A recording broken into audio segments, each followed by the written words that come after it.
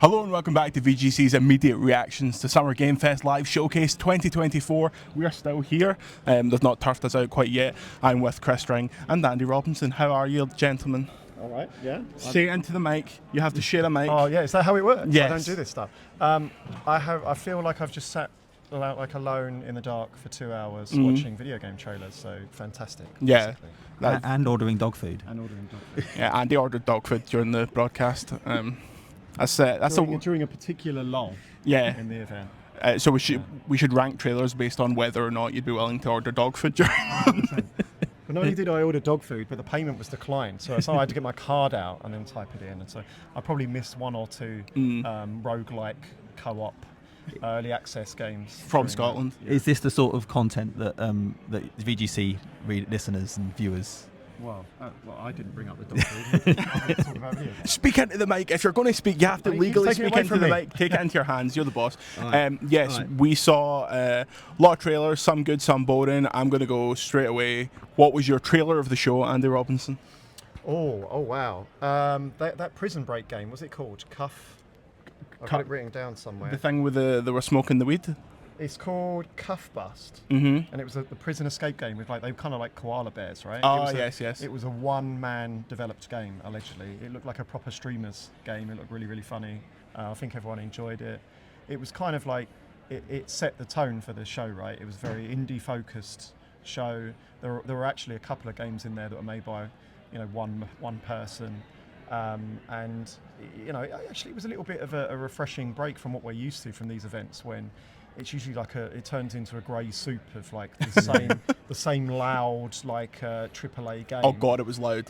My chest was like shaking at one point. Yeah, this one was. It was still loud, but I mean, what we're used to is just an endless kind of identikit AAA games. When actually, I think Jeff kind of came out at the start and kind of like tried to emphasise, look, indies are good. Like, look at all these games that have sold this year, which kind of set the tone for. You shouldn't be disappointed that we're not going to show you, tons of EA games and tons of Activision games. And it was actually, I thought there was a nice variety in there of actually colourful games that looked interesting. The variety was the thing. It was a lot of different games in there, and he's actually right, because Power World and Helldivers 2, the two biggest games of the year, they were at these events like last year and the year before, but we didn't really register in the same way. So you never know. We might have just found the next. There's not another 20 million seller in that. My one was Killer Bean. Because it looked like Conquest Bad Fur Day with beans. I was all over that. But again, that's a single dev, wasn't it, as well? I thought that was like a joke. I thought it was going to be like an always extra chewing gum advert at the end of it. Or like it's interesting, isn't it? Because I think that sort of game a couple of years ago doesn't get into one of Jeff's shows. Yeah. I mean, when I worked at this, I don't know if I'm allowed to say this, but when I worked on the ukulele games, obviously we'd send him stuff, and it wouldn't get into the show or what have you, because obviously you're competing with all of the biggest games, the best stuff to get into these shows, especially a couple of years ago when he wasn't doing 3 in a year. So that type of game, it's like, I do think that would that have got into one of these shows a couple of years ago, and it's interesting. Maybe it's indicative of what the market's like at the moment. There's not so much big games around, but also, does Jeff know what's coming? That really he's going to build his business on these big AAA games, which are just not coming less and less now, right? Yeah. Maybe he's kind of recognised that he needs to kind of work on more original, indie stuff. How did you feel about the prefacing of the last trailer, which I thought was really good, that Phantom Blade Zero, with "This is the last game, don't expect anything else"? Well, he's got good at that, right? Of setting expectations now. Even before the shows, he comes out and says, "Look, here's a list of this is not going to be in there. It's not going to be Kingdom Hearts. It's not going to be this or that." It seems the megatons seem to come at the Game Awards these days, right? Whereas Summer Game Fest is very much like what's coming in the immediate future, and usually what's going to be increasingly at Playdays, these physical event. So probably we should expect a lot of the titles that were in Summer Game Fest today to be kind of played by the press over the next couple of days. Yeah, I think for me, trailer of the show was the Alan Wake 2 DLC. I think super exciting, the fact that it's further connecting the Remedyverse with main character from Control in there, and obviously it's like in-universe Remedy or Poison Pill Entertainment, and Sam Lake seemingly playing himself in this DLC. Just everything they do is super interesting. So that Power Rangers. Fucking Power Rangers! Oh my God, that was I could hear Chris Scullion screaming from Scotland. But there were just lots of really good indie stuff in this. I thought the Blumhouse games. I love that. I'm all all over really that. Good, right? I'm all over that. Sam Barlow on that. It's quite cool. I mean, even Kingdom Come Deliverance 2, that was a fun trailer. Slitterhead looks like completely bonkers. Yeah. There's a good mix of stuff in there. Chris Dring, I want to ask you specifically about this Quidditch game that they're putting out. First of all, I thought it was free to play. It's not. It's a boxed title, but it'll be PS Plus day one. It's coming out later this year. It's been in testing for a long time. In the wake of the Hog Leg success, how do you think it's going to do? It depends how good it is. Yeah. I mean, the thing is licensing. Even Harry Potter, it's obviously you license to print money. But if Hogwarts Legacy did what it did because it was also a really good game. Yeah. So there's a lot of hype, a lot of excitement, a lot of money put behind it, and it was good. If the game's a bit ropey, then it was. But £20 you can play as Harry Potter, and then £20 more you can play as him from the third film. Like, come on, that's a license to print money, surely. Let's hopefully Warner Brothers doesn't Warner Brothers it. The last Quidditch game didn't do that. I mean, I guess by modern standards, it probably did well, but it's that also came out when there was only 2 films. Like, that was really early in the franchise. Yes, true. The thing is, are we going to talk about the Lego thing? The Lego Horizon Oh yeah, thing? that's been leaked for so long. Like, it felt like it was already announced. It was the Switch bit. It was just. Yeah, I did not see that. You to go. Yeah, it's on Nintendo Switch.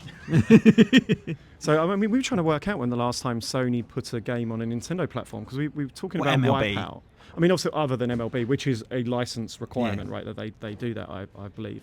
I mean, Wipeout was on N64, but wasn't that something that Psygnosis agreed to before? There is a story behind it. I can't quite remember it. I think there is. But even if we say that's it, unless we're missing something completely blatant, I can't remember the last time Sony put one of their franchises onto a Nintendo platform.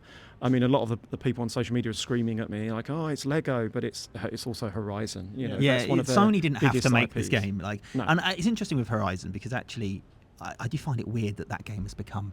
They've gone, we're going to put it on VR, we're going to put it in Lego over God of War or some of the others, even Spider-Man. But be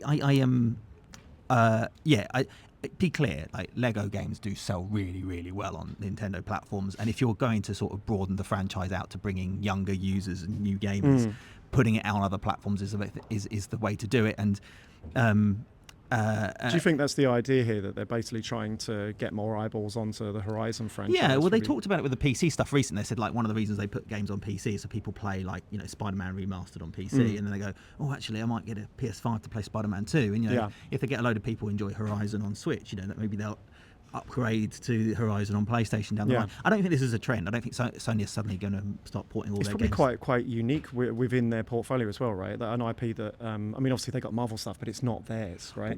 Horizon is more of that mold where it could appeal to all ages. What I find really fascinating is how the views of Nintendo has shifted, right? Is that it's not deemed quite so competitive to partner with Nintendo. Sony doing this is different. It feels different.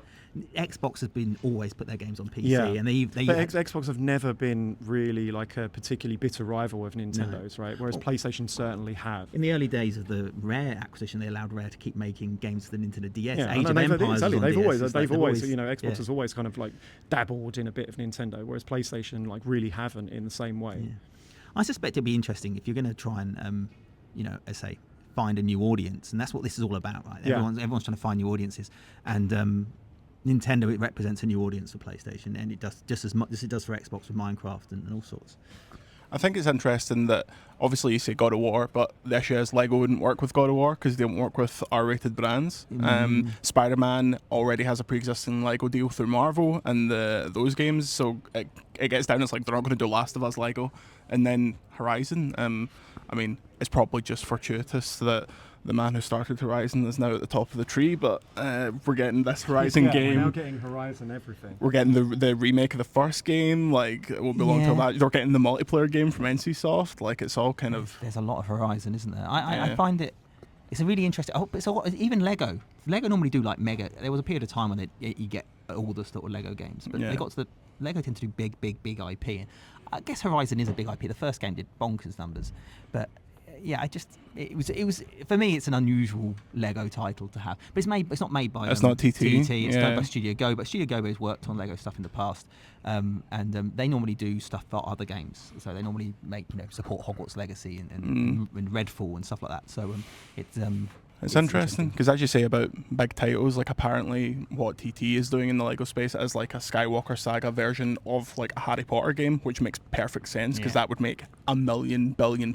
But Lego Horizons, like, it does feel like it doesn't feel like the biggest Lego IP. Yeah. But I suspect as long as it does better than Lego 2K Drive, nothing can do worse than that. Just wait for. I thought it was interesting that Sid Meier kind of came out in a kind of like a stealthy, like, we're still making stuff. Take two, keep us out of your crosshairs. We're working on games.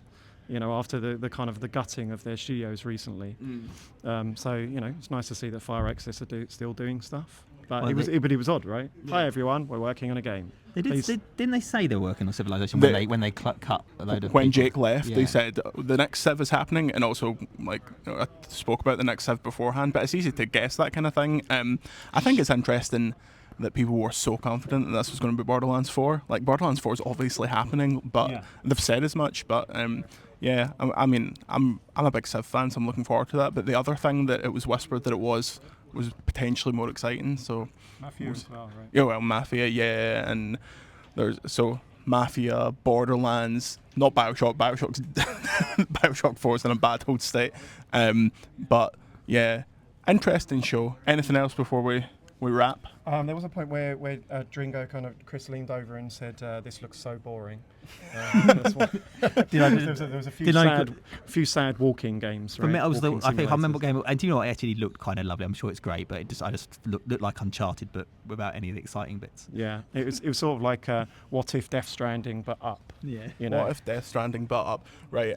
There's people circling and they want to kick us out, but we'll be back for more of these reaction casts over the weekend, hopefully from less trespassing circumstances. Until then, say goodbye, Chris. Goodbye, Chris. Say goodbye, Andy. Goodbye. Subscribe to VGC, follow us for all the SGF content, and we'll see you next time.